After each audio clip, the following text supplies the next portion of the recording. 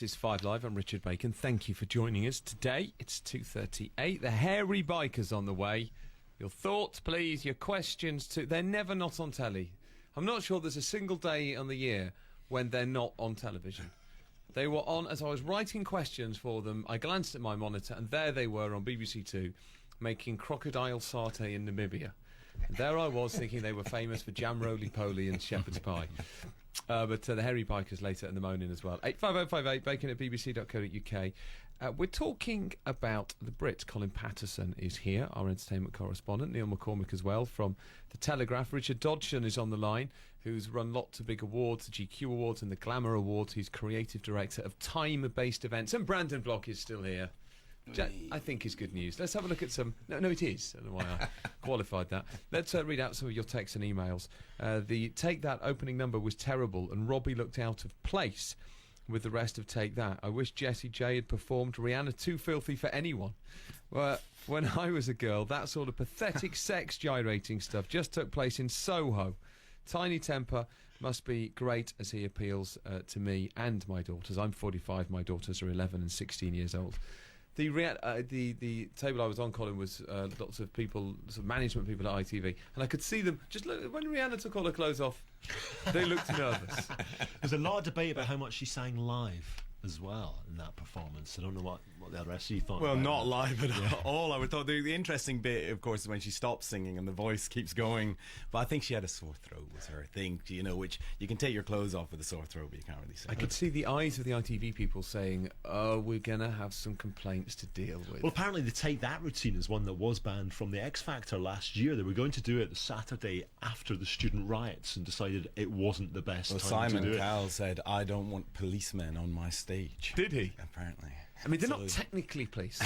You know what was funny was I walked out of the auditorium at one point, and it was like the riot police had gathered just outside the end. I was thinking, what are all these people doing there? Because they stormed it for the Plan B dance as well. But it was like they were coming in ready with their batons. Yes, you know, in America they get Gaga hatching in an egg, and we got two sets of riot police and the policeman set fire on stage. What does that tell us about the British psyche?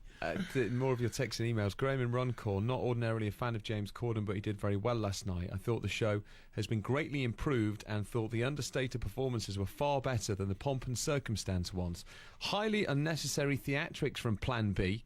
Should have stuck to singing one song well.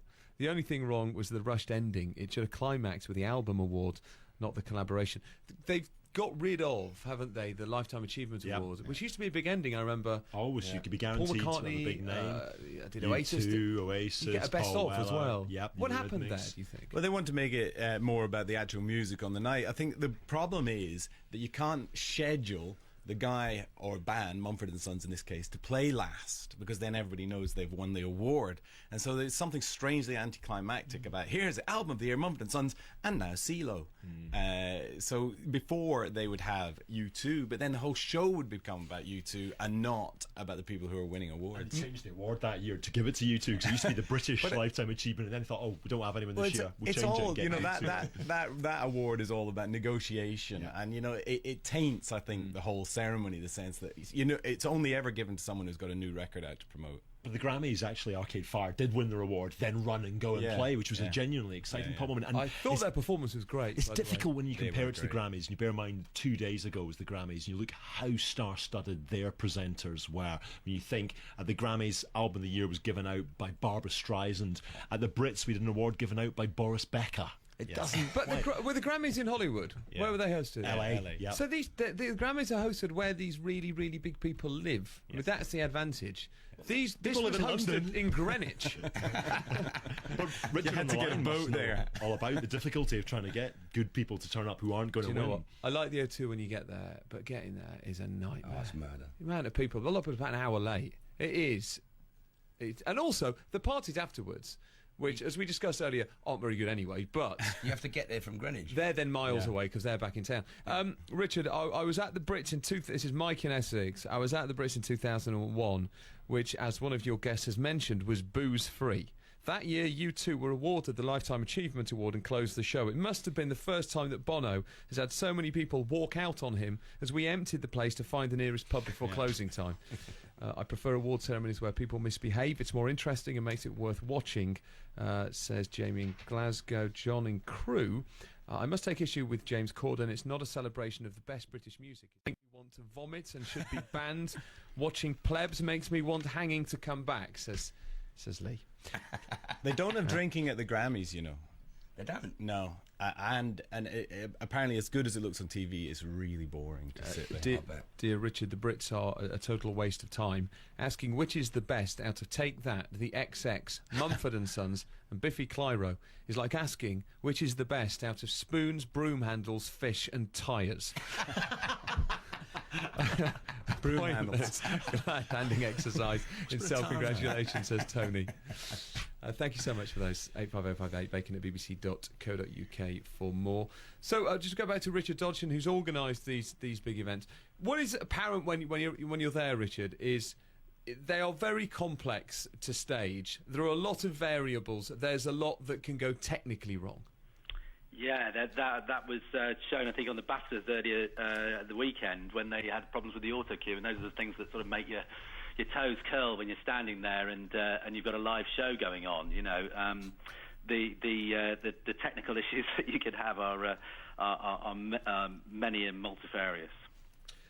Neil, so you think overall was it an improvement on last year? Let's put it like I think that. I think it was a good show. I think the let's put the music first mantra worked, maybe because there was some genuinely great music, but the performances that were most stark in a way, Adele and the Arcade Fire, were just fantastic, and they kind of reminded you. I think that show reminded you that this pop music is made of some very big characters doing some kind of interesting things in. So I thought that was good, except that of course we know that more people watched My Big Fat. Yes, the viewing figures really down year on year. There were 4.7 million last night. The year before, 6.5 million. So that's just under 2 million viewers disappearing. And there might be two reasons for that. I guess one is it was against My Big Fat Gypsy Wedding, which is this TV phenomenon, isn't it? And secondly, it's the music that won, and a lot of the acts that performed live were very good and very impressive, and I think quite credible. But maybe they weren't mainstream enough. Maybe for an ITV audience, people like Arcade Fire are going to have a limited appeal. Statistically, over the years, award shows always rate well if it is something the public has seen or listened to winning. The Oscars What do you mean? The Oscars get their best viewing figures in a year when a big film sweeps the board. The best viewing figures in recent years were when Lord of the Rings won for their third film and when Titanic won. So the public like seeing something sweeping the board, and they've seen it. So that's why the BAFTAs Boyd well Hilton was saying night. Yesterday as well about the BAFTAs rated well. Yep, because King's Speech. Because of the King's Speech, not because it's necessarily any better or worse as an award show than last year, but it had the King's Speech, which everyone is talking Whereas about. last night, one of the most repeated phrases in Britain was, "Who the heck is Laura Marling?" in households all around the country. It's interesting, isn't it, Neil? She said, "Hi, I'm Laura." She had to introduce herself. She felt she had to introduce herself. It was great. Well, it is interesting, but what are the awards for? Why have we... The Brits is like, let's give a prize to the people who we've already decided are really popular, who've already won the charts competition. It's a little bit too self-sealed, self-congratulatory. I never really understand what the criteria for winning a Brit Award is. Is it art? Is it that you've just sold more records? This is the award that a Spice Girls can win. And Laura Marling's a strange one. She's never had a hit single. I thought that was interesting. That everybody last night was a genuinely interesting musician with an interesting aspect to them, and it made popular music look interesting. It looked like, well, who are all these interesting characters? But yeah, maybe that's not mainstream television. There was no place for Simon Cowell there. His crew it was Wipeout for the Cowl. Let's just finish on two quick points. The woman doing the voiceover on ITV1 attracted quite a lot of comments on Twitter. That's why I asked James Corden about her earlier. No one actually knew who she was, but there's a lot of comment about her on Twitter. Here she is when announcing Take That winning, or talking about Take That winning the best British group. Between Take That and Robbie, they now have a total of 20 Brit Awards between them. The band's history with the Brits stretches back 17 years to 1994. And in that time, they've now performed 6 times. The five-piece had the fastest-selling tour in UK history last year, breaking their own box office record to sell 1 million tickets in a day. Stay tuned to find out who's won British Breakthrough and International Album, plus performances from Adele and Rihanna. You see what James Corden, when he spoke to us earlier, was saying that I think he said she pre-recorded her bits before the show, which might explain that, because her voice doesn't quite match the enthusiasm of the crowd. Does it? Brandon Block, your thoughts? Still get that enthusiasm if you record it in a studio. You know, you should be able to encourage that, because you can picture how it's going to be in the room and on the day. Did you think she sounded a bit bored, Richard? A little bit relaxed, yeah. Brandon Block. Yeah, the same. I've never really taken that much notice, but listening to it now, it doesn't sound like she was there at all. What it really needed was you to jump up and grab the mic and go on, Brandon Touch her Block. inappropriately, give her a bit of a Maybe not that. But that's the first time we've ever reviewed a TV voiceover, I believe. But the shows are so slick now that you do need that sort of big moment to get the big press story the next day, you know, of something happening, something going wrong, or what somebody wore, or what somebody said.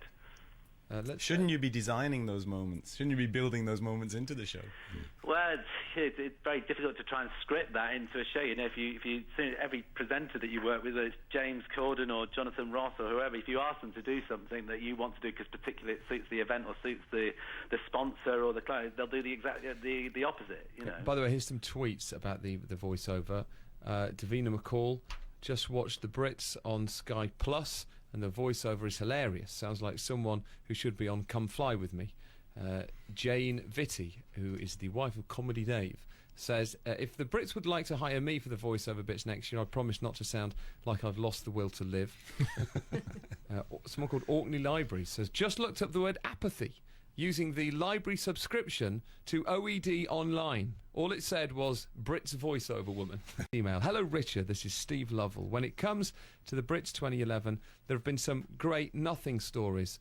Justin Bieber sneaking a kiss with Cheryl Cole and George Jordan not turning up to avoid argument. In awards news, I'm extremely happy that Arcade Fire walked away with 2 awards and gave arguably the best performance of the night. Mumford & Sons' performance reminded me of when someone comes to a barbecue with a guitar and insists on playing it and singing quietly, so everyone must look and pay attention to them, something I have a particular problem with. This, I realise, has covered 2 areas of conversation in today's show, the Brits and the moaning. Yours, Steve. Thank you, Steve. And thank you, everybody. Richard Dodgson, all the best. Thank you. Richard Dodgson organises big awards. He's creative director of time-based events. And thank you, Brandon Block. Pleasure. How good to have you on the programme, Lovely to Brandon. see you again, mate. As it is Neil McCormick from The Telegraph and our entertainment correspondent, Colin Patterson. Best Brits ever, still Sam Fox and Mick Fleetwood. It's all there on YouTube. Have a look. It's worse than you remember it. In a way, it is the best Brits Yeah, ever, isn't it? absolutely. Because Because we're still talking about it. If anyone tries to say anything about any other year, you can hardly remember which one it is. Yeah. Can you remember a single thing from like the year Cat Deeley hosted it? Or did they Yeah, she came in a rocket. Yes, she did. And the darkness won everything, and we're the future of music. God, that's why you're the entertainment correspondent. On to the hairy bikers in a moment. Let's get the travel. Louise Perry, what's happening out there? Thanks, Richard. The M6, thank you for the calls on this. It appears we have a lane closure, the outside lane closed northbound.